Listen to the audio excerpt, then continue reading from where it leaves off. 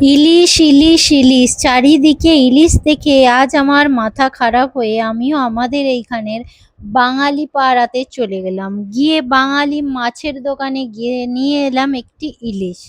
আমাদের বাড়িতে বাচ্চারা তো খায় না মাছ, আমরা দুজনে কর্তাগিন্নি খাবো, তাই একটু ইলিশ দিয়েই আমাদের কাজ মিটে যাবে।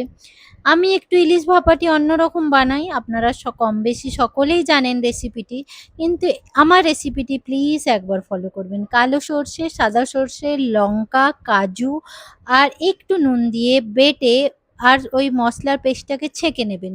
ছেঁকে নিয়ে সর্ষের ছিবড়েগুলো ফেলে দিয়ে বানাবেন, দেখবেন সর্ষে খেলে যে অ্যাসিডিটি বা পেটে অনেক সময় একটু গড়বড়ি হয়ে থাকে সেটি আর হবে না। তারপরে একটু দই দিয়ে ওই মশলাটার সাথে মেখে নুন, হলুদ, কাঁচা লঙ্কা, সর্ষের তেল সব দিয়ে আর টিফিন কৌটোতে ঢুকিয়ে আপনারা ভাপিয়ে নেবেন। আমার টিফিন কৌটো ফেটে গেছে, তাই আমি নিনজা টেকনিক দিয়ে বাটির মধ্যেই ভাপিয়েছি।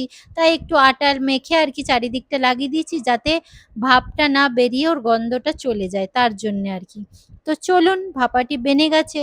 খেতে তো অমৃত সমান হয়েছে, আমার তো দারুণ লাগে। আমি অ্যাকচুয়ালি একটা ইলিশ প্রেমী বলতে পারেন। আমার খুব পছন্দের এটি, জানেন। আপনাদের কেমন লাগে ইলিশ আমাকে জানাবেন কিন্তু। ঠিক আছে, টাটা।